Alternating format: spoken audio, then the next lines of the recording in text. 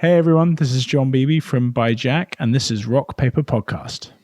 Rock Paper Podcast. This is beat paper, paper covers rock. Rock beats is the Shane covers non-stop. Never know what new kind of guest that he's got coming at you.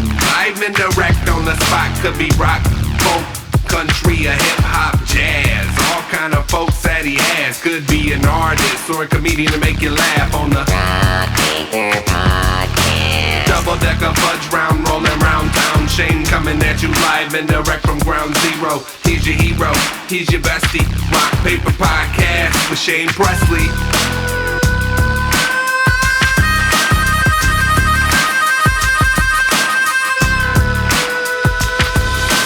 Rock Paper Podcast.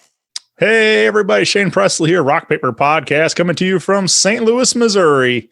Hanging out today with my friend, Jon Beeby. Welcome to the show, my friend. Hey buddy, it's been a long time.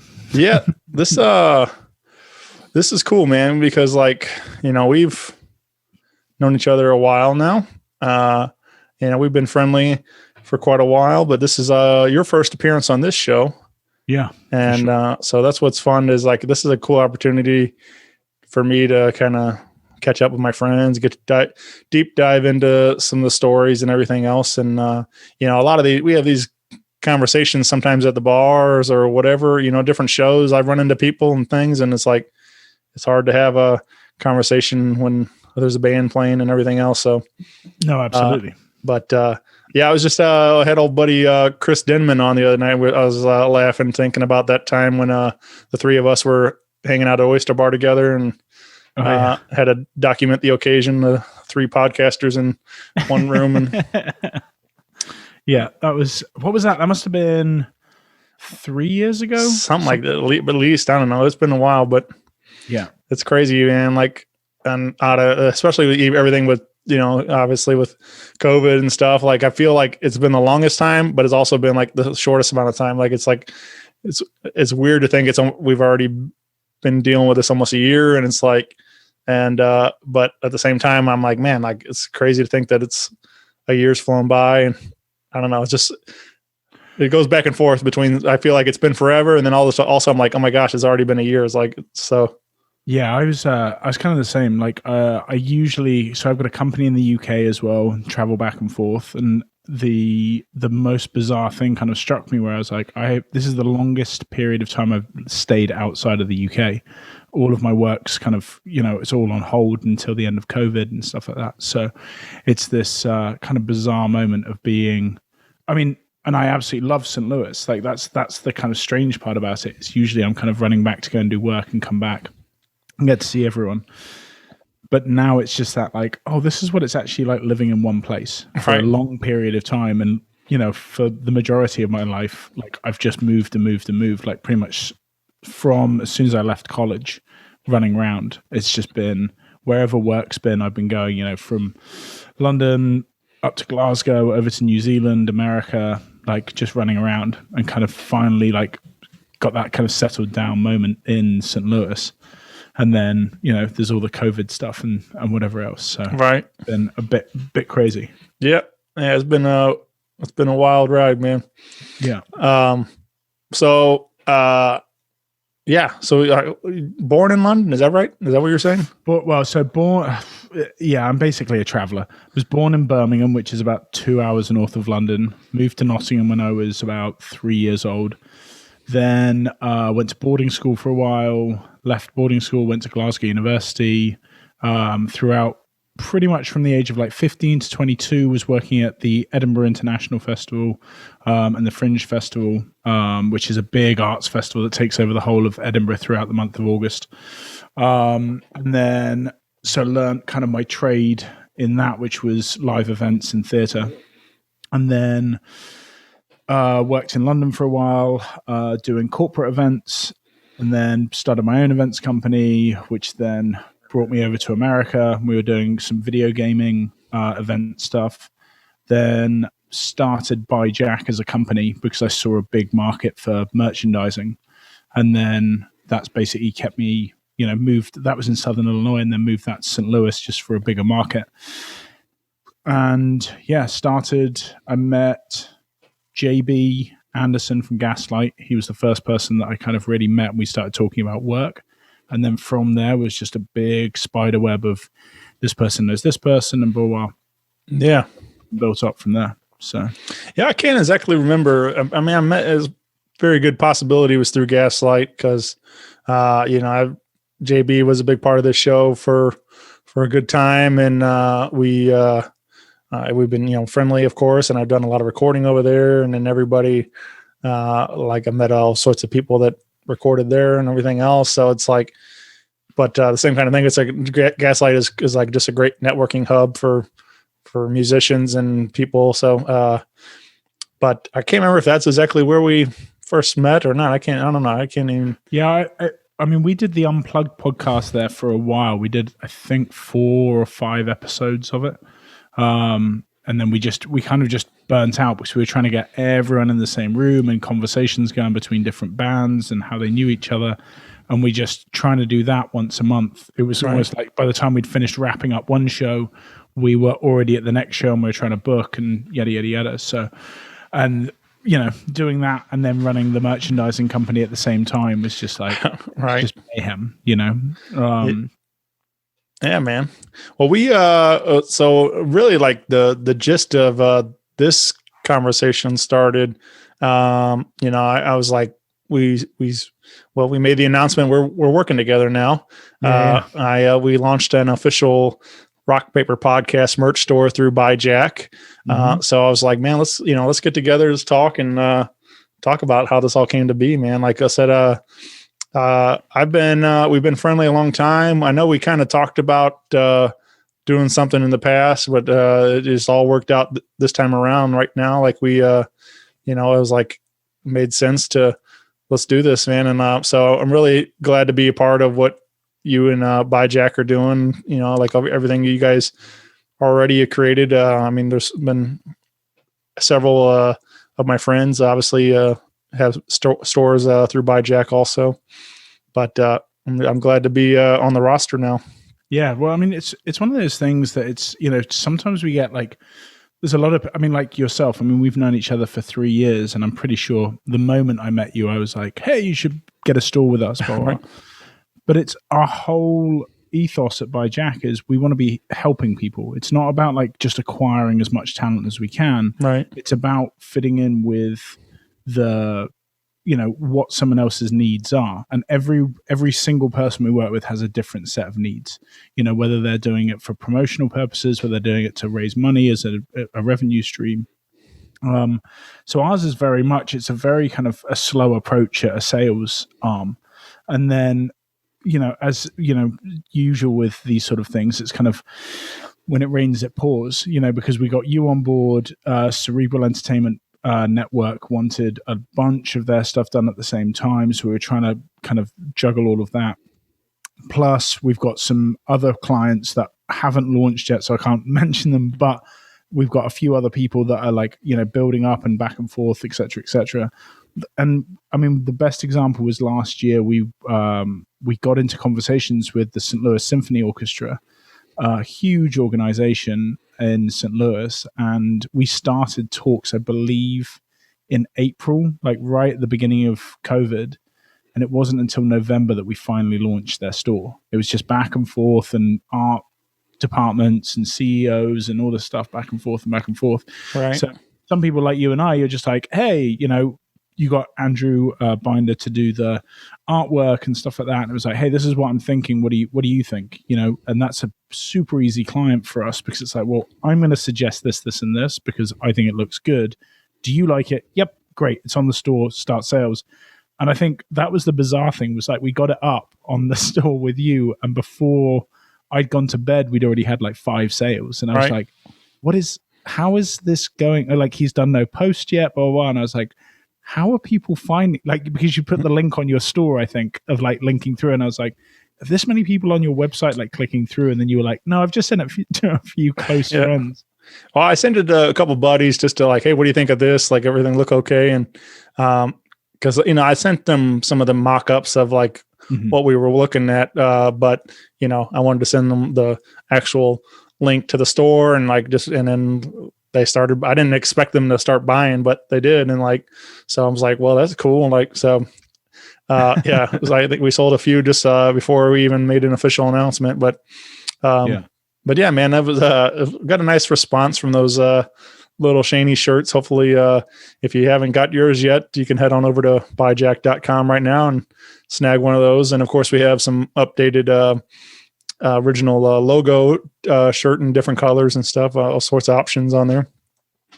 So and actually, for this, so I used to be on a podcast called Let's Get Comfortable, where we tested snacks and drinks throughout the show. Yeah. I don't know if you ever got to listen to that, but so I was in the store today, and in honor of you, I thought I'd test a Little Debbie, one of these bad boys. Here we go. What is it? White, a nutty buddy. Yeah, man. What was spring edition? Yep, I guess so. I mean, they look delicious, but because a lot of this is the funny thing is like some people like I obviously had heard pop culture references to, Little Debbie's and stuff like that, and people talking about them, blah, blah, blah. Never tried them, and you don't get them in the UK. So this is your first Little Debbie snack ever? Yes. But don't they do cakes? Is that what they do? Is that what they're renowned for? I mean, there's a large assortment of products, obviously. So the Nutty Buddy, like this is the original is just like a wafer with peanut butter in the middle, and then like a chocolate covered on the outside. Uh-huh. And so like yours, I guess that's like is it like a white chocolate on there? White chocolate, and then there's some green stuff on the top, like maybe. I mean, I'm assuming that it's flavored. Yeah, it's got to be the peanut butter. Yeah, it's peanut butter on the inside, but unless the peanut butter's gone off, like no one wanted to eat this. And right. It's just gone rancidly green. It's good. I mean, it's super tasty. So they make a Christmas one that's like a white chocolate like that too. And but yeah, the original is just a chocolate and peanut butter with a crispy wafer in the middle. And but yeah, I mean, of course, like so originally this whole idea spurred out of I posted a picture of like a double-decker fudge round, and just because I'm a fan, and and then like so I go a little bit. Time goes by. My buddy Dub, I hit him up I'm looking into getting a new theme song for the show, and he hits me back with this rap that he wrote, and it says in there. Double-decker fudge round rolling around town, and I'm just like I lost it. I just started cracking up, and I'm like, I didn't think that Little Debbie's was going to make it into my show theme song, and but now all of a sudden I'm like the Little Debbie guy, and I'm like, hey, there's worse things, I could have been.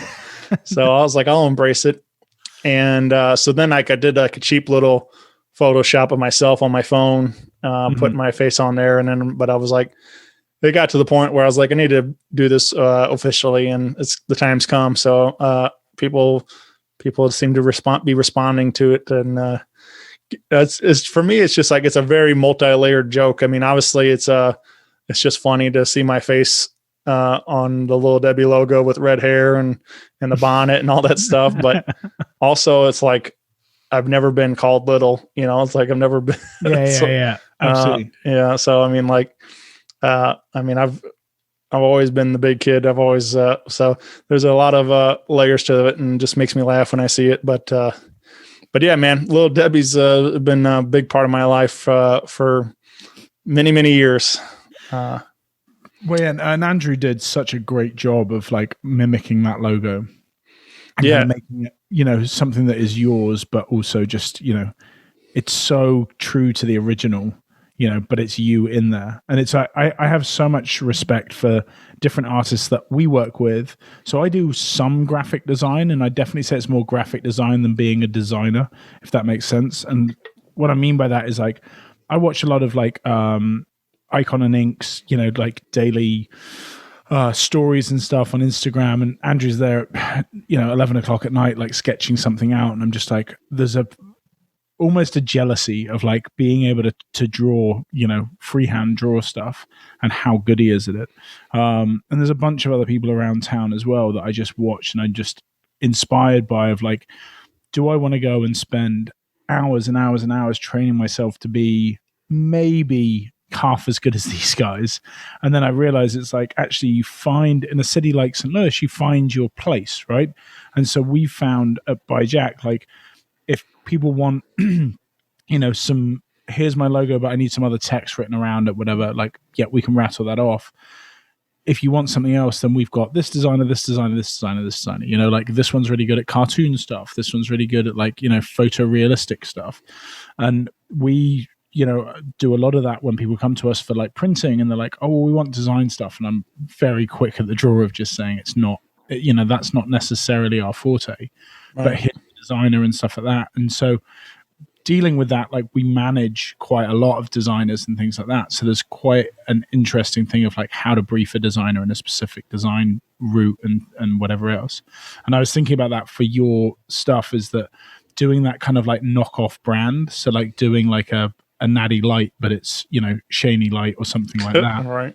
And doing that on a t-shirt where people start to recognize you and Rock Paper Podcast as one entity, and then building that in, I think could be utterly hilarious. Right. Doing this as like a series, because then people start buying, like, oh, did you not get that? That was August 2021 when they released that shirt, and then it disappeared again. Right. Yeah. I also find it hilarious because, like, I've gone through couple different styles and designs for shirts over the years now, and I used to always get these, I'm like, hit up friends for ideas, and people are like, you should put your face on a shirt. And I'm like, no, I'm not doing that. Like, I'm not putting my face on a shirt. And then the original, so I had this idea, like, I think I was like, saw this like Macho Man Randy Savage shirt. And it just said, it was like Macho Man Randy Savage in these like big text, like 4 lines. And it had his face in the background behind the letters and stuff. And I thought that was kind of cool. And that was originally what the idea for the logo that I have. Like, my face is like hidden in there.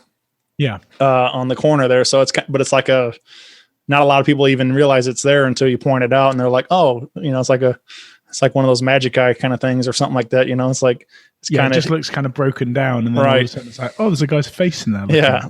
So I snuck it in there that time. And then I'm like, by this time for the shirt, the little Shaney shirts, I was like, just fully embraced it. I'm like, let's put my face on there then. Yeah. So, but I feel like, it's like you're saying, it's kind of like, about the show. I always wanted the show about the music and everything. Like, I didn't want it to be the Shane Presley show or whatever, it's like, I didn't want to be about me, but even though I'm a part of it, but sure. So I never really wanted my face to be like the logo kind of thing, but I feel like by now it's like people know me and the show, or, go hand in hand. Where are you at? Aren't you like near it? Have you broken 1,000 episodes? No, not quite. 882 as we're recording this one. So, oh, wow. Getting there. Maybe next week. I remember going back. I remember like you breaking into like the 200s. And then I remember when you did 666, you did Brotherly and the Leather Jackets. Oh, yeah.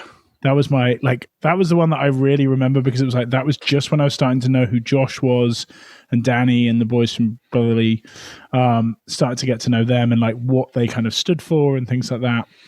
Mm-hmm. And like, they were one of the first bands I met in St. Louis. It was them and the Manis Brothers were the two kind of main bands that I knew in St. Louis. And now Josh and his wife Whitney work with me over at ByJack. I saw that note that they'd sent you. Yeah, that was very nice.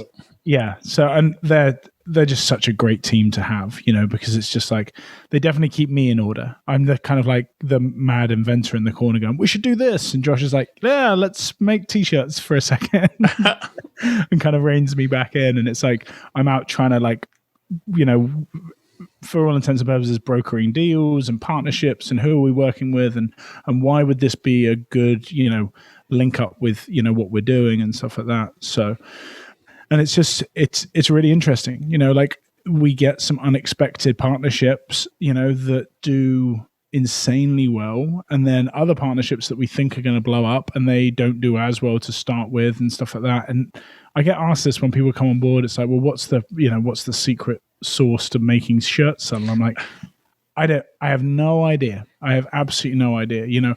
I mean, something like this podcast with the amount of following that you've got in not just the St. Louis area, but I mean, someone told me the other day that you're trending in France. Is that true? I mean, I get these reports. I don't know. It's weird to me. Like, if that's true, I don't know. Like, but I do have. I get like so it's Chartable is this service. They figure out where your podcast is charting at and stuff, and like I continually like rank in like France and stuff, and I'm like, I don't know how that's possible. I'm like, but I'll take it. I mean, maybe it's the whole like St. Louis thing, like, or something. I mean, like there. But what would be funny is like, if you're constantly trending, it's not like a one-off. You did a one-off show, like right. It was called London, and everyone's just like, oh, let's listen to this one time. Right. If you're constantly charting, it means that they found it and gone, oh, okay, let's listen to this music in America and stuff. I think if people are listening, I'm flattered, but it's like, it makes me wonder, like, if I could go over to France and just be like some, rock star or something, like getting that would be hilarious. Hilarious like, if you like flew to like the Côte d'Azur in the south of France, got off the plane, right. and you were just mobbed with people. Yeah, and you were like, I had no idea. Right. Yeah. But I don't know, man. It's if it's really true, it's cool, but I don't know what's going on. I don't know what to believe with those numbers and stuff, but I'll take it. But we knew with the amount of episodes that you'd done and the people that you knew and the way that, I mean, those things that you do when we're not in lockdown, of like what's going on in St. Louis and the list of this is what's going on everywhere, which takes, and it must take an insane amount of effort to do, but it's greatly appreciated by not only the musicians that you're kind of hyping up and promoting, the venues, but also people like me that don't know where to look for music. And then all of a sudden it's like, okay, I can go to, or back in the day, the Ready Room, I can go to Broadway Oyster Bar, I can see what's on at the pageant or whatever else. But you forget about all these tiny, or not even necessarily tiny, but like smaller bars that are just hosting a musician. Right. And you're like, oh yeah, I like going there because they've got great wings and this band's playing that I like. Sure. So we knew with the amount that you did on social media that there was going to be at least a bump of shirts, when we first put them on the store. I don't think I knew that it was going to be quite as big as it was. I mean, like it churned out a lot in those first few days. Yeah. I think we launched it and then I headed off to Colorado and I was just in the car and like I've got Shopify on my phone, which gives me like a register noise, like a cash register noise every time there was a sale. My fiance was driving. She's like, what is going on? And I was like, you're not going to believe, like, showed her the shirt. And she's like, that is hilarious. So, no, I mean, it's really, really fun working with staples of St. Louis, like some bigger name people, in America. I mean, we've got Pauly Shore on our label as well. And like working alongside people like that and seeing their kind of inner workings of how they see their merchandise. Is it just making money? Is it branding? Is it this, that, the other?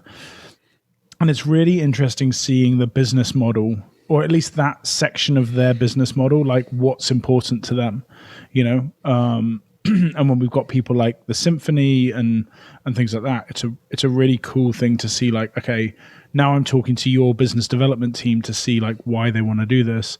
And now I'm going to talk to Pauly Shore. I'm going to talk to you, Cerebral Entertainment Network, all these people that have a very different view of why they're doing it. And sometimes we're coaching people, but the majority of the time we're listening to what people want, and we're trying to really kind of like fit ourselves in as being like, you can use us for on-demand online, and then when you go and do a tour, like we did one tour with Ilphonics, and we were like, look, we can mitigate all your risk while you're on tour. You don't have to carry all the merch around, blah, blah, blah. Have a QR code. People can go to the store, order it. You know, we gave them one of each shirt to kind of stick up on the wall and then do that. Right. It didn't go well. I mean, I think they sold in a 2-week tour, and I think they had some merch already with them, but anything that we had, I think we sold one item.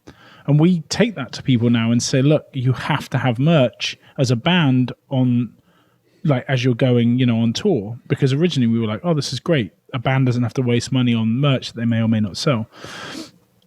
And then what we realized is with comedians and musicians, buying a piece of merchandise gives you 5 minutes with the band. Mm-hmm. So as much as it's a memento, it's also I'm going to get this, talk to the band and get, you know, 5 minutes conversation with them. Sure.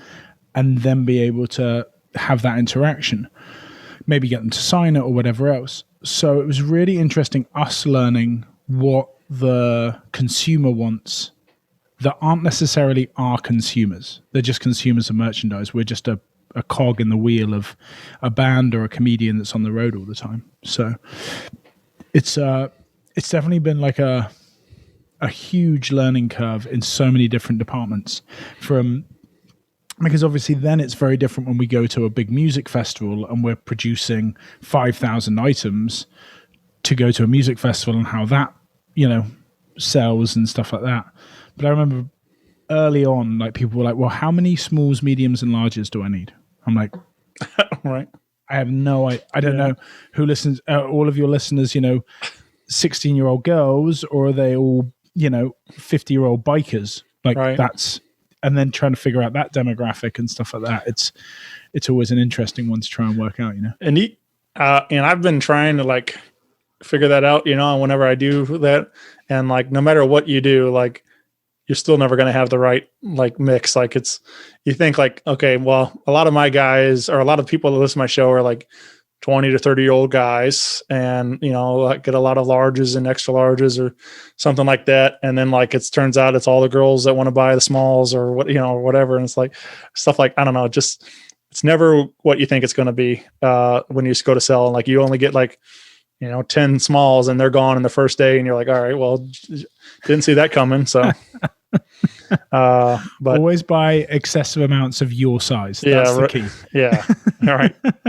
Yeah. Worst case, I got a bunch of them like that. Yeah, exactly. Yeah. So, yeah, you're kind of saying like that you're kind of buying a moment of time with the group. And I got a buddy, he's big on like collecting autographs and stuff. And he's always like asking me about, do I want to buy some piece of merch that, you know, is autographed out of like somebody's book or whatever. He'll like see it in a bookstore or something like that or whatever it is. And I'm not really interested in buying an autograph. But I love getting a CD signed or whatever, but it's more of that story that comes with it, that interaction that I have, that time where I get to like, you know, yeah, I got to meet the band. I got, you know, picture with them, signing my CD or whatever. And, you know, that kind of thing. So it's like same kind of thing. It's like, you just want to have that story to tell afterwards kind of thing. So, yeah, I think that's always the thing is like, I think in all of the time that I've like had stuff, so I've come from like an arts and performance background. So like, I've just got boxes of autographs from people throughout, you know, my life and my parents' life. I mean, like in my mum's house, she's got Louis Armstrong's signature on a picture that was written to my grandmother because she performed with Louis Armstrong way back in the day. Oh, very cool. It's like, and I just keep saying to my mom, I'm like, can you put that in a safe and just get a photocopy on the wall? I'm like, if that disappears, like it's going to be heart-wrenching. Right. But it's interesting because my mom's just like, I don't want to look at a fake autograph on my wall. That's not the reason of having that stuff. And it's a really interesting thing of like, I'm only interested in having stuff that I've collected through my life, you know, and at the same time, if I ever inherited that picture, it's, you know, it's not because I want to sell it or anything like that. It's like, that's part of my family heritage and whatever else, and the story that goes behind why that picture's there, et cetera, et cetera. But I think I bought one autographed item, and that was a picture of Oh, now I'm going to forget his name. That's terrible. It's the guy from Back to the Future. Michael J. Fox. Yeah, Yes, I remembered. Yeah. Right. So it's a picture of him in the movie, and he signed it, and the woman who I definitely don't know her name, but his girlfriend in it. Both of them have signed it, and I bought it at a charity auction and whatever else. But I'm a huge Back to the Future fan, so therefore for me it was like, okay, yeah, that's one thing that I can do, and the chances of me meeting Michael J. Fox are very, very minimal. Right. But yeah, so I think the rest of it is, they're just kind of autographs that I've had because I've been working on a job or been to a certain event or bumped into people. And I don't know how, like, I've managed to do it, but just like always been in the right place at the right time and just been like, oh yeah, hey, like you meet people and then you're just like, oh yeah. And I don't realize at the time I never got starstruck. There's only one time I got starstruck, and that was when I came face to face with Ricky Gervais. And I was just like, it was right at the height of the British office, and I didn't really know what to do or say. Right. But aside from that, it's like I grew up around performers and stuff like that, so it was never a big deal to go up and be like, hey, would you mind signing this? Well, I'll have a conversation with them and then kind of move on.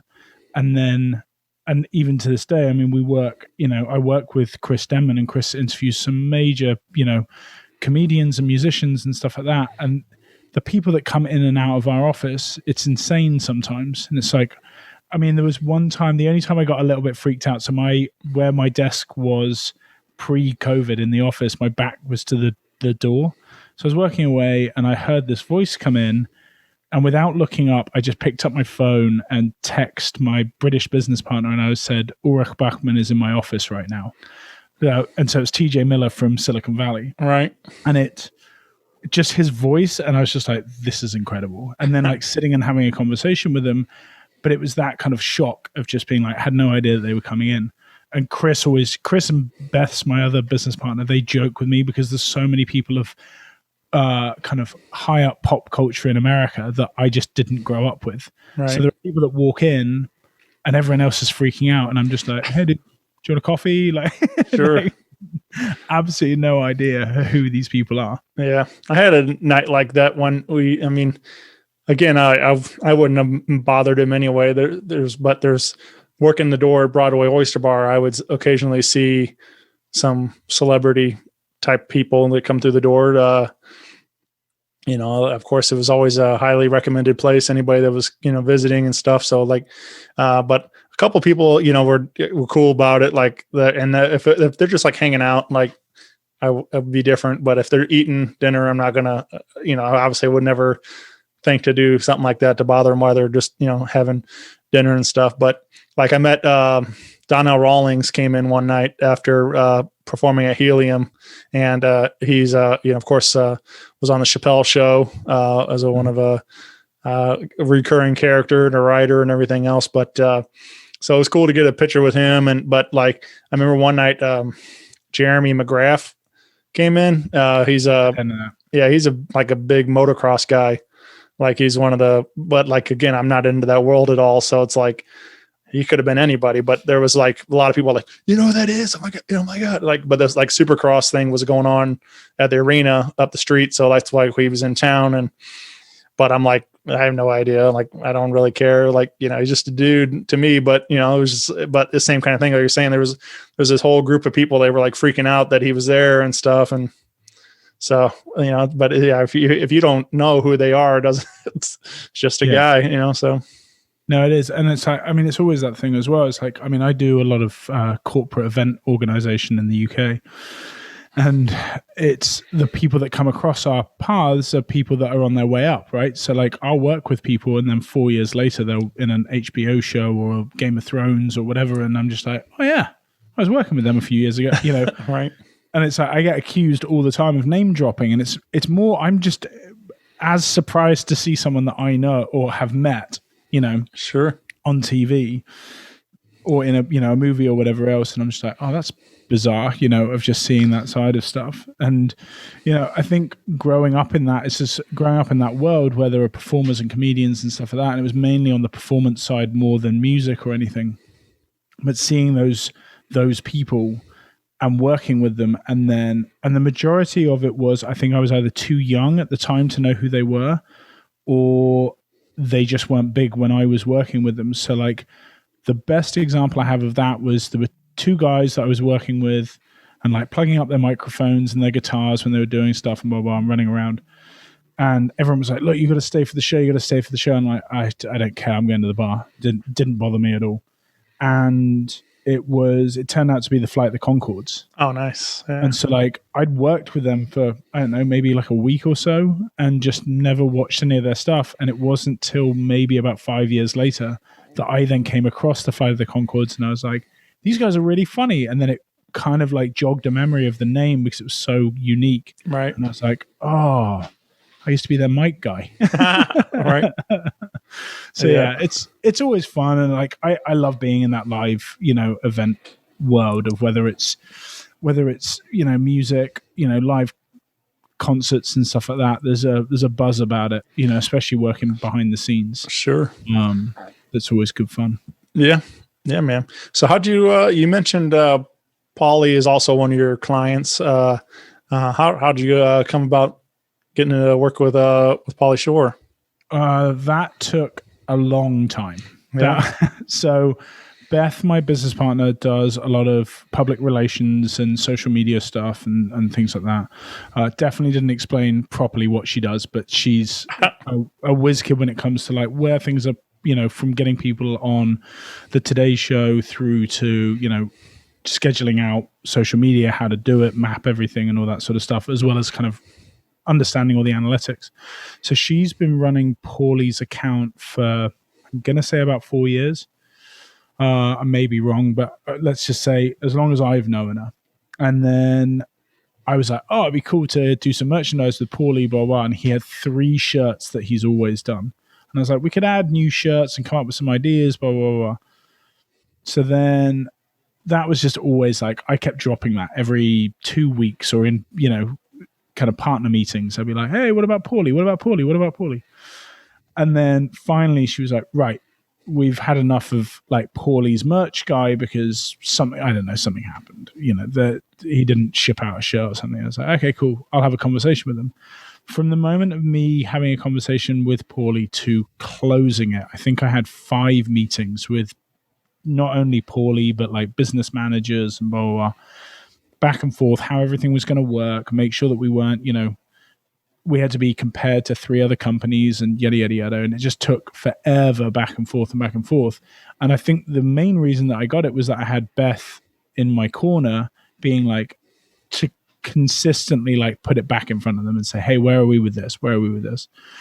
But the reality is with something like that, it's not something that's just like you've got a friend getting you on the inside. You get that introduction, but these people are smart. They're, everyone's looking at like the numbers of everything, the reliability. Are you going to do this, this, this, and this? Like make sure that people are paid on time, et cetera, et cetera.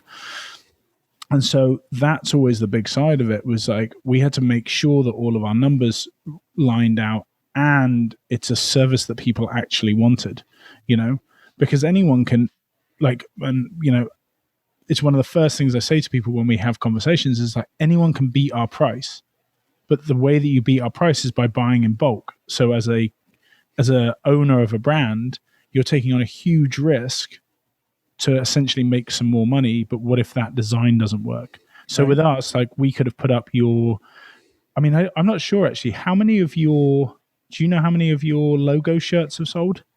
I haven't looked at it, and I'm sure Josh and Whitney could tell me. Yeah. I don't think as many as the little Shaney ones, but exactly. So if you've done a 50-50 of like as many little Shanies as your logo ones, you're sitting there with all your logos. But right. what the best thing about ByJack is we can throw up all these designs and different color options and stuff like that, put it on the store, and if they don't sell, they don't sell, And that's why, like, I think it's kind of almost an experimentation for people to run with an idea and then go back and then go, okay, look, this is the shirt that always sell. It's the Steadfast. For instance, let's say on your one, it's the yellow on black t-shirt. Like everyone's always going to want that one. So then when you're going to do live podcasts or anything like that, that's the shirt I'm going to stick with. And hey, you want other designs? They're all on my store. And then we mitigate risk is basically the idea behind it. So, and then from that I had a few conversations with Paulie, and then he had a new movie come out last year called The Guest House, and we got everything up and running for I think the week before that, and then he started promoting it and things like that, and kind of the revival of Paulie Shore's MTV years. Yeah. So, which hilariously, like Paulie Shore's another one. Like he wasn't. I mean, I'm sure he is, but like I was too young to know who Paulie Shore was growing up, so therefore it was like I missed all of that. So I'm just talking to a very funny guy that I've seen in one movie. I mean, at one point I was like, you know what, I really should sit down and watch all of Paulie Shore's movies. So I watched Son-in-Law, Guest House, which is his new one. I haven't seen Encino Man. Yeah. Which hilariously in the UK is called California Man. Right.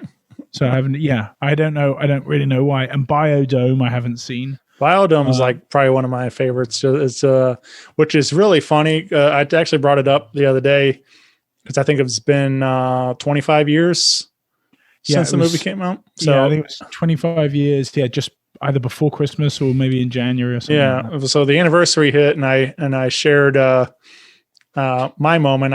It was like maybe 8 years ago, I think it was, or something like that. Paulie came to town, and I saw him at Plush, which is now .Zach, and I saw him performing over there, and got the chance to take a picture and meet him after the show, and it's actually really like a funny picture because like it's pretty awkward. It's like there was like if Plush was divided into like two rooms, like the performance side and bar restaurant side. And there was like a lot of these like weird sofas and different, just nothing, like no uniform type of seating. There was a lot of various random type of couches and chairs and stuff. And so there was this couch, and he was like standing behind it taking pictures with everybody. So like you just come sit down on the couch, and Paulie's standing behind you to take the picture. And it's almost like he's like photo bombing your picture, so it's like, it's really funny looking. And it's like, is that Paulie standing back there? Peace. And it's like, and then he signed my copy of Biodome, and so that's why I shared the picture of that. But it was like, it's just kind of weird to think about now, like in at the time when I shared it in 2020, like we were sitting here in quarantine, like that whole movie's about being locked in a bubble for a year, and it's like, and they had to survive off a certain amount of food and all this stuff, and so it was like there was so many like similarities of like what we were actually living in right now. It's like it was kind of strange to think about. Yeah, I always find it weird when they do those like photos with like famous people, and I did it with there was a British band. They were can't remember their name. I'm not going to pause on it, but anyway, it was a band that was kind of big when I was in college. So we're looking at like 12 years ago, and they were bringing out a new album, blah, blah. I went to go and see them, the launch of the EP, and they were doing this like photo thing. So I bought an album, got it signed. I'm walking along the line, and I get a photo with the main guy, but he's behind the table. So like he's like leaning over, and obviously I'm twice his height. And so he's like leaning over to try and get in, and he just looks like, it honestly looks like it's been photoshopped of this guy, like photoshopped over my shoulder, and he's like, "Oh hi," and I'm just like, it's such an awkward. So I've just never shared it because I was just like, this looks like I've like, been a tryhard and been like, "Oh no, I met them, I promise." Yeah, right. Yeah. Well, yeah, man. Again, find it all this at ByJack.com. Follow along on Instagram and Facebook for all your updates along the way and stuff. I mean, you guys have, like I said, you have a bunch of great people that you represent on there. Obviously, all the different stores, but you have also like, you guys did a series of like all the different neighborhoods and stuff for St. Louis. And like, there's a lot of, you even had the Battle Hawks, which you're representing right there. Yeah. I didn't kind of jumped on the podcast, and I was like, oh yeah, I'm wearing one of my own shirts, which I'm similar to you, right? Like I never wanted to do that. Like, oh, I only ever wear my own shirts that I make or anything like that. Like, I didn't really want to be the face of the company. And I can't remember who I was talking to, and they're like, you're in St. Louis, you're 6'5", you've got red hair, and you're British. Like, why on earth wouldn't you? Like, that's like, this is the guy that does, that's that guy's brand, you know? Right. And so I was like, actually, yeah, I should try and like pick up on that a bit more. It's just, I find like I go through these waves of social media, like, and it's where I kind of like, I'm enamored by like how you do it, because I'm like, there are some days I'm like, yeah, I can take this photo and write this creative thing. And then the next day I'm like, I've got to do like pages and pages of spreadsheets and make sure the SKU codes are right. And I've got to get people paid out and blah, blah, blah. And being creative within social media is just so far from what my brain is doing at that time. Right. And it's actually just more a thing of like, pre-scheduling and all this other stuff, but it's just, you know, the painstaking process of owning a small business, or I mean, not even owning a business, I mean, even running a podcast, right? There are days that you're like, I've got to post something, and you're trying to figure out what to do and all that stuff. Yeah. And I think that's where I find it exhausting of doing that stuff. And it's like, that's kind of my next side of it. It's like, if I really want to go down that route, it's getting, you know, a social media manager, getting someone that's just going to run with it and stuff like that. And, you know, I mean, Josh and Whitney do such a good job as well of like snapping photos and sending them to me. And I'm like, yeah, I'll get this up. And then it's one of those things that it goes back into the machine. And I'm like, oh, I've got weeks and weeks of photos that I need to get up. Sure. And I also have pages and pages of emails to respond to where I'm like, oh, I've got all this stuff to do. You know? And then I question social media or a client that's paying us. It's like, I know which one I've got to do. So, but it's, I mean, it's all good fun. Yeah, man, for sure. You, so I know, like I said, this is our first time like deep diving into some of these stories and stuff. But I know one story that, it's pretty fascinating about you, and we're approaching the 10-year anniversary of it, right? Your walk across America. Yeah, that was a bizarre turn of events. Yeah. Let's take me back through this story, how this idea and everything else, how this, I mean, like especially like we're anniversary of it all and stuff. So yeah, about a little over 10 years ago, I was drunkenly in the pub below where I lived with my best friend, George Johnson. Which is where all the best stories start right there. Like or the worst, depending on which side. Drunk in a pub. Like drunk in a pub. And we started to discuss whether the Forrest Gump storyline of where he runs across America, you could actually do it. So we started, and this is like the dawn, I mean, not the dawn, but 10 years ago, like Google Maps on your phone, having that knowledge was kind of fresh. So it was like, okay, well, let's see what we can find out. Turns out in the movie, he runs it, I think it's 3 times. He's halfway across. And so we were like, okay, well, if you were going to do it once, what's the mileage? So I went onto Google Maps and went New York to Los Angeles, right? Which was 3,000-ish miles, 3,100 miles, something like that. And I said, drunkenly, I definitely wouldn't be able to run it because I'm not a long distance runner. For those that aren't watching this and listening, I'm 6'5", and definitely not a thin long distance runner. And George, so I said I definitely wouldn't be able to run it, but I could walk it, right? If do it over 100 days, it's a little over a marathon a day, like easy. And George said, are we allowed to swear on this? Yeah, it's on the internet. You can say whatever. It's on the internet, right. So he just goes, you're a fucking asshole. And I was like, oh, okay. And he was like, there's no way you could do it. So we get into this like long drunken conversation about all this stuff. Then, so about 4 months later, I quit my job and gave myself a month to train to start, doing this insane challenge to get across America. And then, I believe it was May the 1st, I took off and I was in Long Beach, New York, and walked all the way up through New York and then over into New Jersey. So that was the end of day one. Then I got the subway back down, and we'd parked the RV that was the support vehicle about 3 blocks from ground zero. If you look back in history, so 2011, that would have been 10 years ago, May the 1st was the day that the Americans caught and killed Osama bin Laden. And it was mayhem. Like around ground zero, people running down the streets flying the American flag, like mass celebrations that like someone that had, potentially destroyed the fiber of America and really kind of shaken it and, killed hundreds of people in New York. People were going back to that site to kind of celebrate the capture and, death of this guy. And of course, I've done 40 miles through my legs first day, like can barely walk. And I'm like, oh, I should get out and try and see it. And I'm just like, I need to just sleep and rest and blah, blah.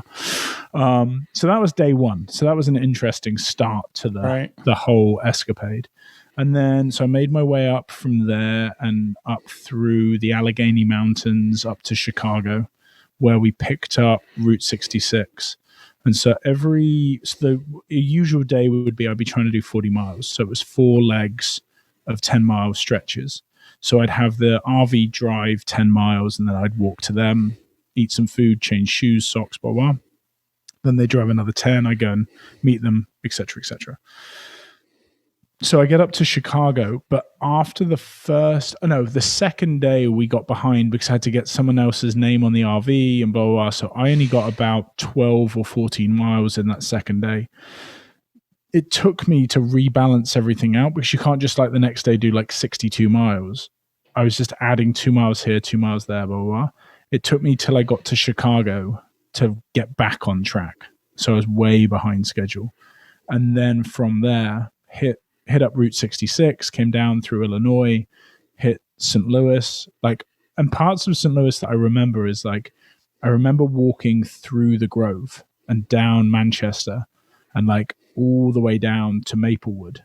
And like where I stopped so I started the day in Granite City and then all the way down through St. Louis and all that stuff. Spent a couple of days in St. Louis, just took some days off. My dad came out and visited. Went to see a Cardinals game back then.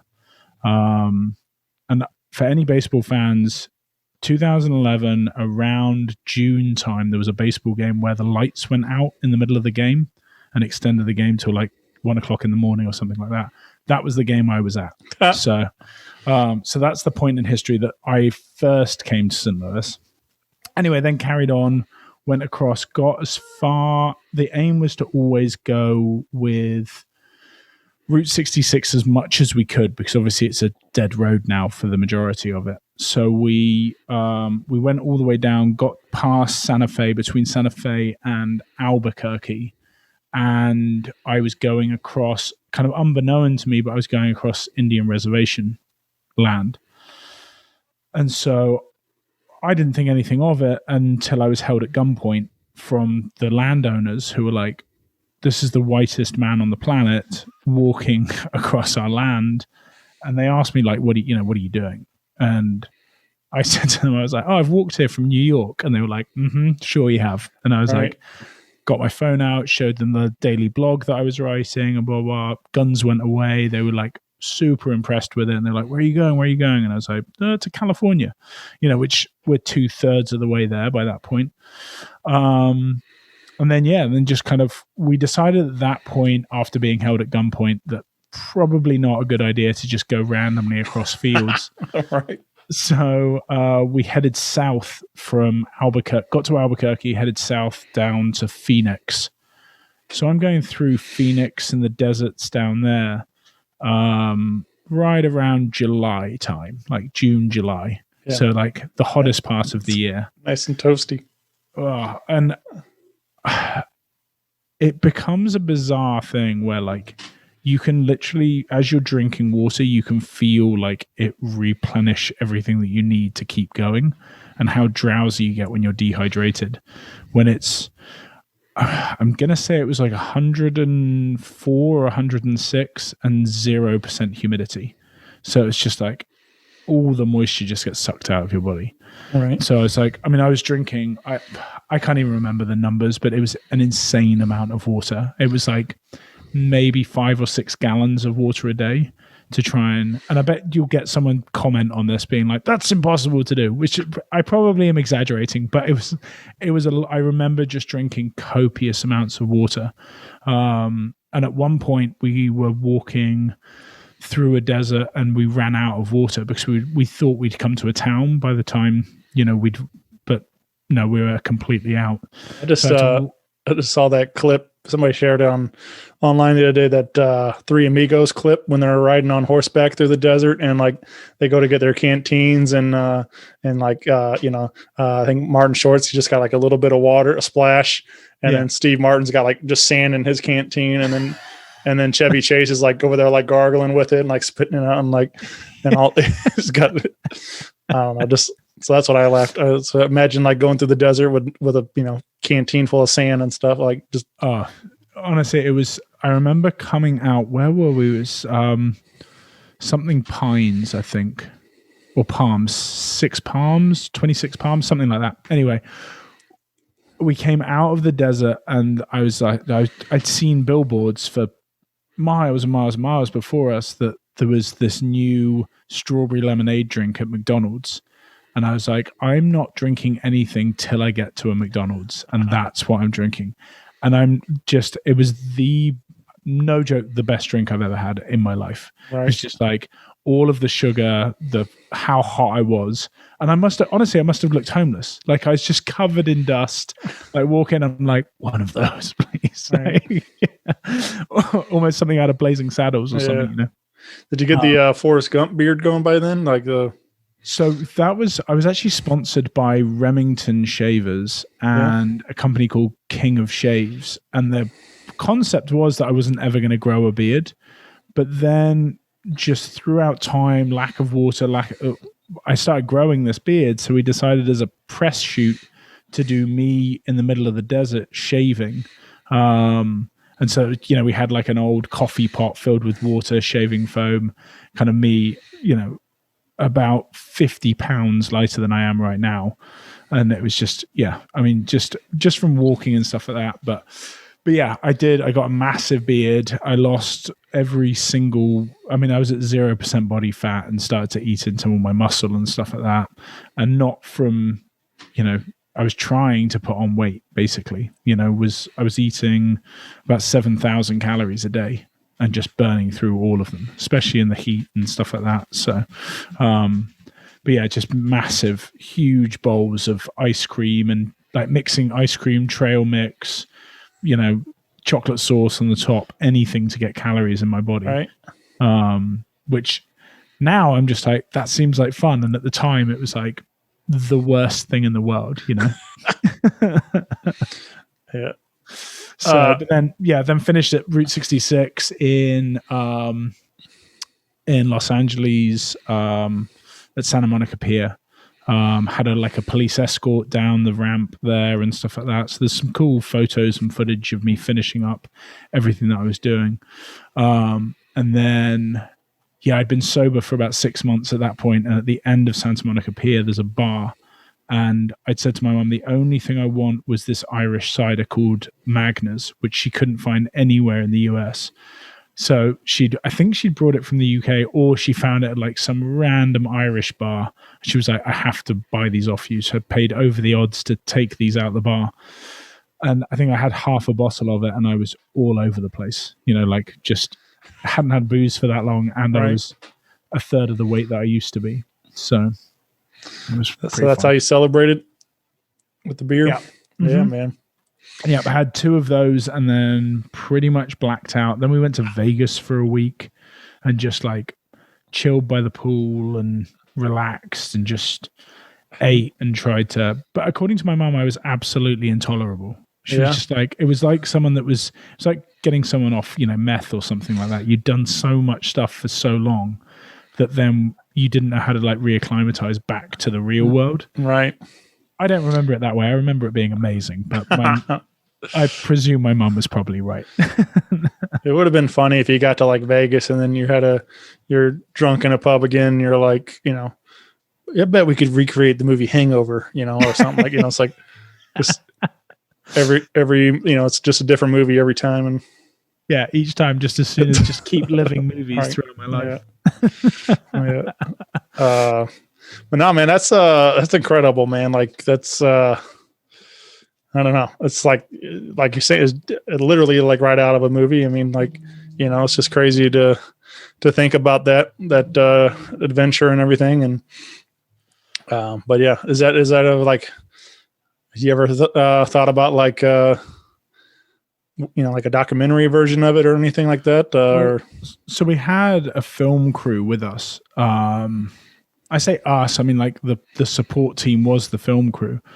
And it's just been a really difficult thing to like get off the ground because it's something that's so personal to me, and the story that I know what that was in my head and stuff like that. And the difficult part is allowing someone to just go and run with it and go, whatever you create is going to be good, because do you ever really want to watch it? Do you ever want to sit down and go, well, what is the story that someone else wants to tell from the things that were recorded about me?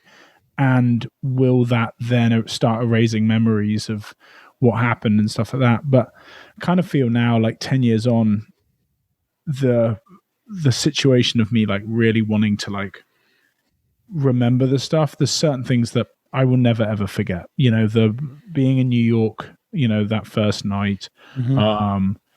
Certain stories where like I got trapped between a bull and a cow, and a cow jumped over a fence. I didn't realize this. Cows can jump like horses can. I didn't know this was a thing. And I was like, that's insane. And if that bull decides to jump as well, then we're all in a lot of trouble. So, I mean, things like that. I remember like passing out whilst walking and then like regaining consciousness. But I don't know if it was just muscle memory or just like how it happened, but I managed to like keep walking while I was asleep. I mean, just things like that. Like there are certain things I will never ever forget. And I think in the documentary, someone told me recently that Route 66 is coming up for its 100th anniversary or something, maybe 125th. I don't know when it was built.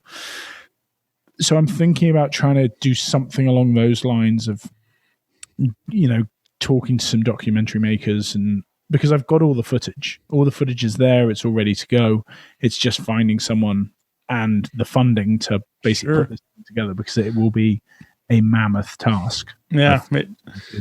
I mean, like obviously in the movie Forrest Gump, I mean, he's talking about the things he saw when he was on, like the sunrises and, and all those different things that, and I'm just like, man, like I think like you're saying, like those are just some unforgettable moments, just like seeing some, whatever, just nature, like life happening as you're walking across the country like that. Like, I'm sure a lot of it was kind of, it's this, that strip of Manchester, like it's not like, it's just, there's life going on. There's things happening there, but it's not like, wow, look at this. But, but it's still like seeing those things across the country, like would be pretty wild, man.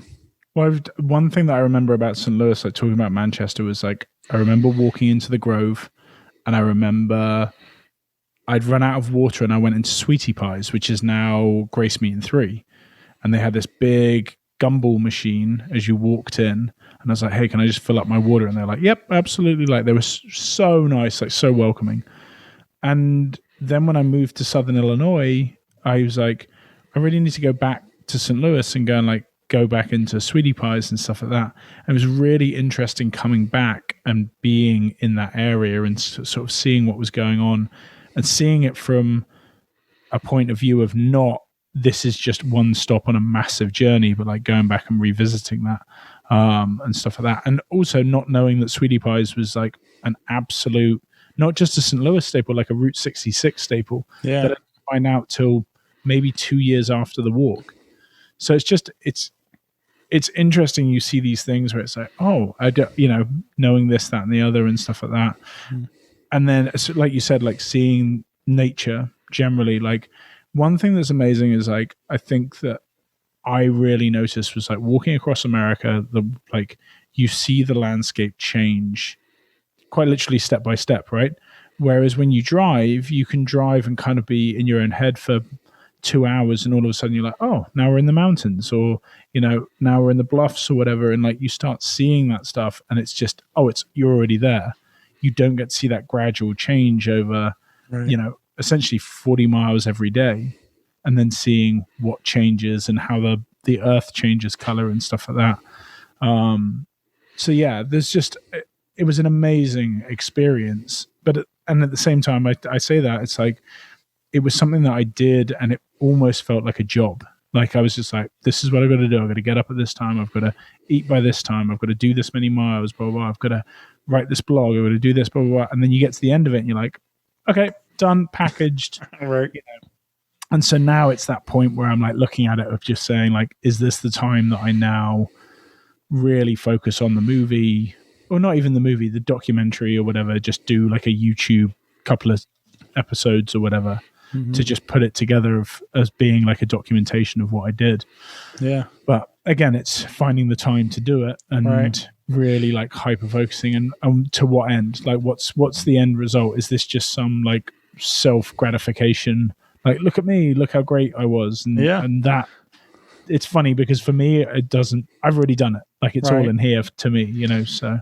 Sure. I mean, I don't know. Like, I think it could be, there's, especially like if you get a filmmaker who can tell the story right, but I mean, it's inspiring, man. Like just to, even if it's just a goofy idea that comes from two drunk friends in a bar, but you did it. You're like, hell, I'm going to do it. And you made it happen and stuff. So it's like, it's inspiring to people that take a chance and see what happens, just to, give it a shot. So, but I also, I was thinking about that, man. I was just like thinking about like, as you're like walking, like, I think it would also be kind of funny. Like if like each, like you made it to St. Louis and like you get like some toasted raviolis or gooey butter cake, and you're just like walking, eating toasted raviolis on your trip and stuff, or whatever, just like whatever the cities are known for and different things. But just because that would make me laugh to see you, just. Well, I mean, like that was it started a tradition with me and my dad, actually. So like me and my dad, when we were in Granite City, we nearly got arrested because we parked an RV up with the generator running, and I was walking along the road, and I'd like to go and find the spot that I was there because, it's 10 miles away from me or whatever. Right. The RV was parked up, and I was walking along this road, and there was a big car crash, and there were loads of police officers there, and I kind of walked by and didn't really think anything of it. Walked along, met my dad, got in the RV, and we're having lunch or whatever, and then 3 cop cars surround the RV. We're like, what is going on? So I was like, right, I'll go talk to the cops. like I know how to negotiate. So I like hop out the RV and I'm like, hey, what's up? And they're like, so what's going on here? And I'm like, I've just stopped for lunch. I'm actually walking across America. And one of the police officers like hits the other police officer. I told you he was doing something crazy. And so like get like talking to them and stuff. And, and then they were like, oh, look, how long are you here for? And I was like, well, I'm actually just about to start walking again, but the RV will be here for another hour or so. They're like, right, stay here. We've got a present for you. So I was like, all right, I'm going to go. Thanks very much. I get a text from the guys in the van, and they're like, yeah, they've given us 4 like premium seats to go and see a Cardinals game tonight. And I was like, that's hilarious. So we ended up finishing up the day, going back, and then that's how we got the tickets to the Cardinals game.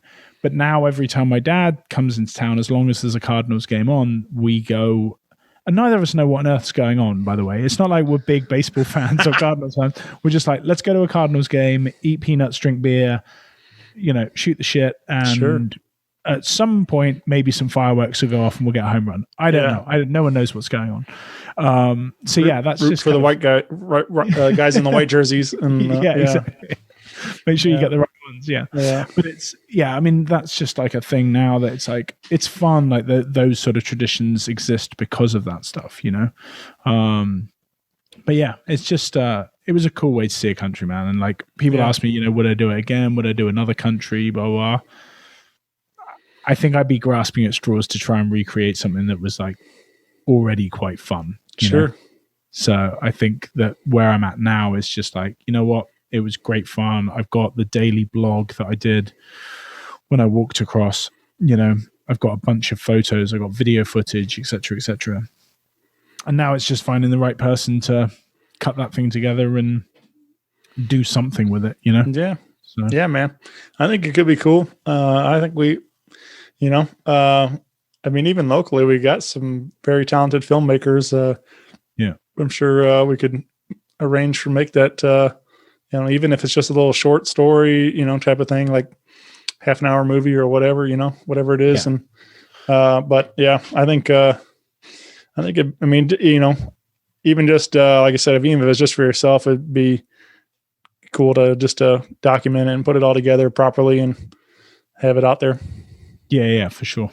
But yeah, man, I think that's a pretty wild story though, for sure. Like I don't know that I'll ever do that, but it'd be fun to, I really want to do more traveling though. It's definitely a goal of mine. Like, I'd love to get out and see a little bit more of the world. Honestly, Matt, like that was something we did, like me and my fiance last week. We were just like, we had some friends that were going to Keystone, and I was just like, we were back and forth whether we should go, COVID, and we're getting married later this year. Like, do we want to save money? Blah, blah, blah, like all these things. Like, and at the end of the day, we just went, I think 2 days before, like everyone else was going, we're like, let's just go. Like, we won't fly. Let's stay as safe as we can. Maggie's parents have got like a Sprinter van RV, like a, with a pull-out bed in it and stuff. We just threw everything in the back of the van, the snowboards and stuff, bolted out to Colorado, did 2 days of skiing. It honestly, I genuinely feel that like traveling is just about like forcing yourself to do it. Like just going, and you can travel for as cheap as you want, especially in the summertime in America, you can literally go and camp or whatever else, get the right kit to do it. But it genuinely to me is like, you've got to just, and I kind of like implore like other people to do this, but just go and do it.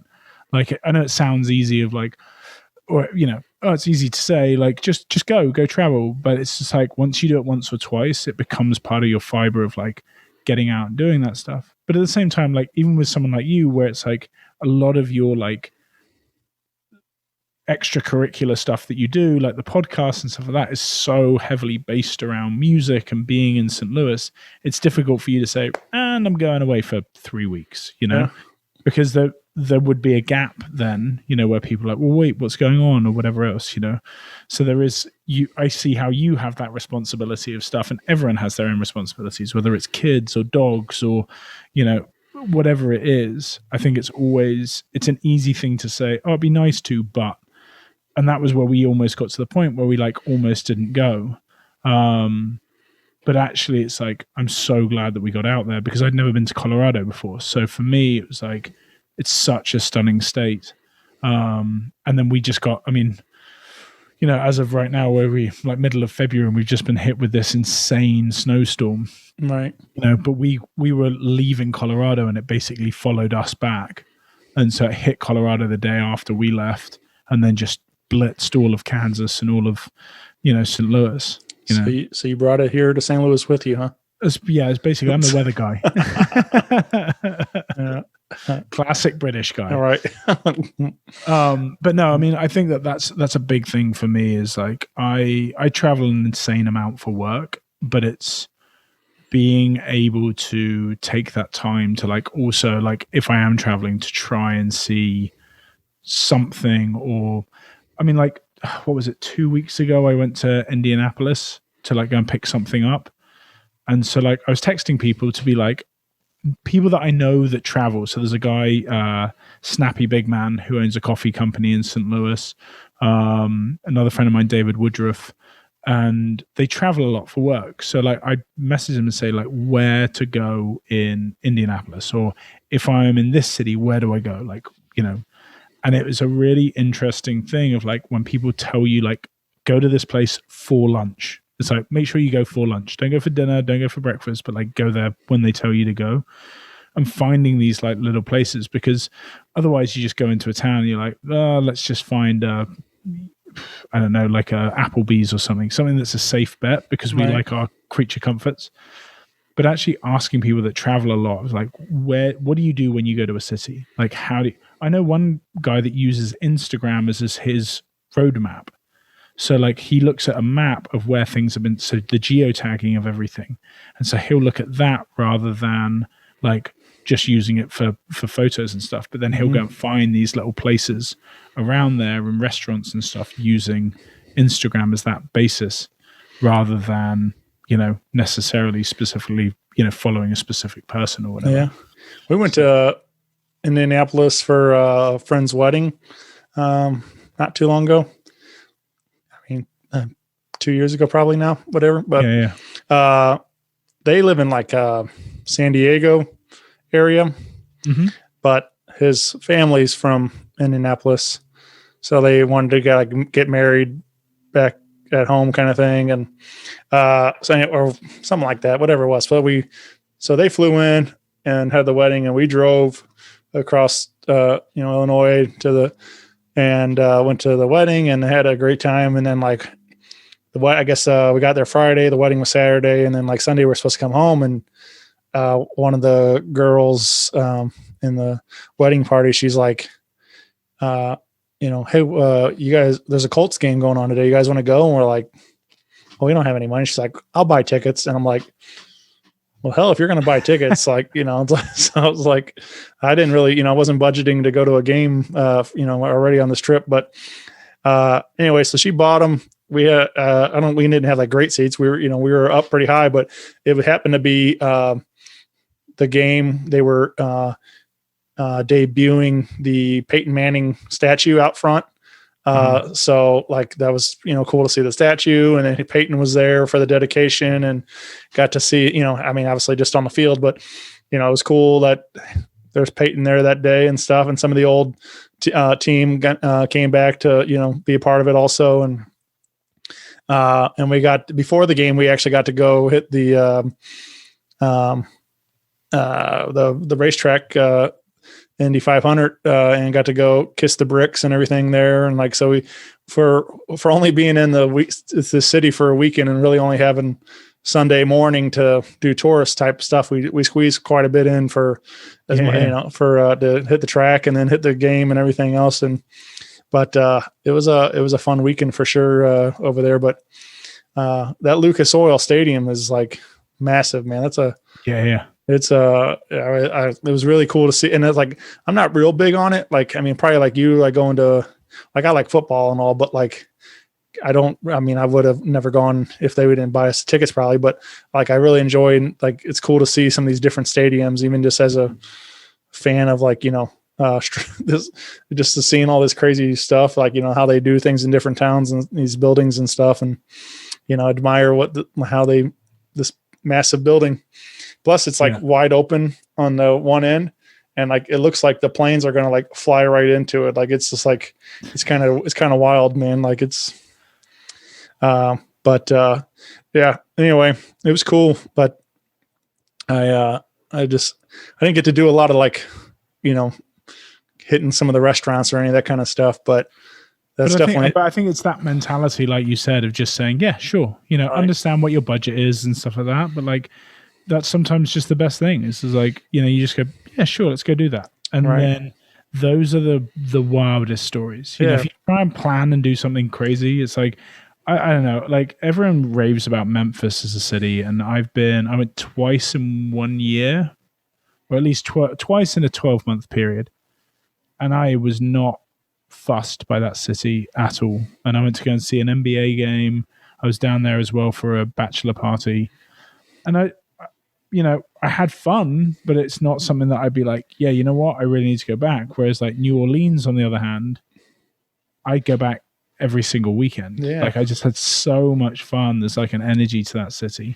We are recording this on Fat Tuesday, man. That'd be the time to be down there if we could. But obviously things are a little quiet around there this year too. So yeah, I did see that was what was so weird, was seeing like people posting throwback photos from the Mardi Gras last year and stuff like that.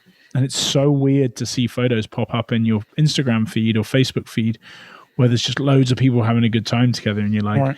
there's that like jealousy followed by like, oh, should you? And then being like, yeah, you know what, go for it. And then being like, oh, I'm not sure. I want to be there, but I don't want to be there. You know, like, blah, blah, blah. Right. And it's just funny, like those emotions that go through your head and stuff like that. So. Yeah, man. Well, John, this has been incredible, bud. I really glad we got to take some time to hang out tonight. Yeah, man, absolutely. And of course, like we mentioned, you can find everything ByJack.com. Be sure to check out the official Rock Paper Podcast merch store and pick up one of those new shirts, man. They're moving fast. It's cool to see that people, I mean, like, again, it's weird for me to think about people wearing my face on a shirt dressed as Little Debbie, but it's pretty exciting at the same time. So, and dude, it'll be one of those things I think as well, is like in 5 years time or whatever, like if you, let's say you cut these shirts in a year, and then in 5 years when people are like, yeah, I got one of those little shiny shirts. Right. And like that, I think is something that I think that you have, is that like cult following of stuff, of people want to do that stuff, to support you and the podcast and what you do, but also it's just like the hilarity of doing something. And sure. I definitely see that with like the Kakor stuff, like this hoodie that I've got on. But like there are people that like, I still love this shirt, like even though the Battlehawks have gone, XFL's currently dead, but apparently being revived and whatever else. So it's a really interesting thing when you come up with a design like yours and you see people buy it, and then for them that's like a really personal connection, you know, to you and stuff. So yeah.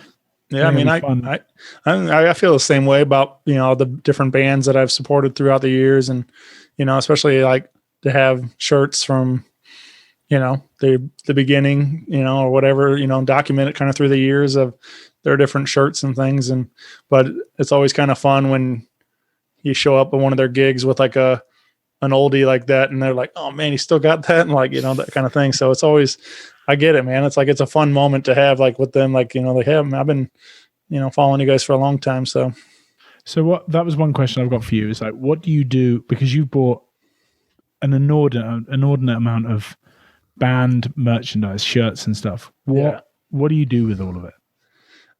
I mean, how many drawers or closets full of t-shirts have you got? Yeah, I mean, I definitely have a whole closet full of just black band t-shirts. You know, it's like, but I don't know. Like I have a lot in my. Luckily we have a pretty large walk-in closet in our master bedroom. But you know, I also share that with space with my wife. So my section's pretty full. And then I have another closet that I started putting some things in there. So, but yeah, definitely have way too many, but at the same time, they have sentimental value and stuff like those. Yeah. You know, I get rid of a lot of stuff, like donate things I don't wear, but like most of the time, like if it's a band shirt and stuff, I'll hold on to them just cause like it's, you know, it does have some sentimental attachment to it. So yeah, I'm the same, man. I've got t-shirts from, less so from bands, but like crew shirts when I've worked on everything from theater, TV, music, blah, blah. And I'm trying to work out what I do. I don't want to make a t-shirt blanket because I'm not 70 years old. But I want to come up with a decent way of like creating something with those t-shirts, and I cannot for the life of me figure out what I want to do with it. So, and it's hilarious because I run a t-shirt company that I could recreate any one of those t-shirts any which way I wanted, but figuring that out is the hard part, right? Because I think I have 2 vacuum sealed bags of t-shirts in my basement that I'm just like, I don't even wear them, and I never would wear them again, but I'm just trying to figure that out. So yeah, if anyone's got any tips on that, if you're listeners, definitely like add us or tell Shane, he'll tell me. Yeah. I did have a friend, she had a bunch of, I mean, they weren't all Rock Paper podcasts, but she had some band shirts in there and stuff too, but she made a t-shirt quilt idea, like with some of my shirts on there and stuff. And this, it was kind of cool to see some of the, especially the older ones, you know, that to, you know, kind of, at least not just to get rid of them, that, you know, at least some way to hold on, preserve them and stuff. And yeah, but yeah, I wish there was some other good ideas like that for us. Yeah. But Absolutely. yeah, man. But yeah, thank you, John. This has been a lot of fun tonight, man. So Yeah, man. hopefully thank you very much for having me. I feel like we just scratched the surface. I mean, there's a lot more to John's story, but that's what I always like to leave it open for another one. We can always make this happen again soon sometime. But that's what it's kind of fun about this stuff with podcasting, especially now that we can do this stuff over Zoom. Like this is like nothing just to hang out and sit and talk. So awesome, man. Well, but, thanks. yeah, thanks, John. See you, buddy. Take care, dude.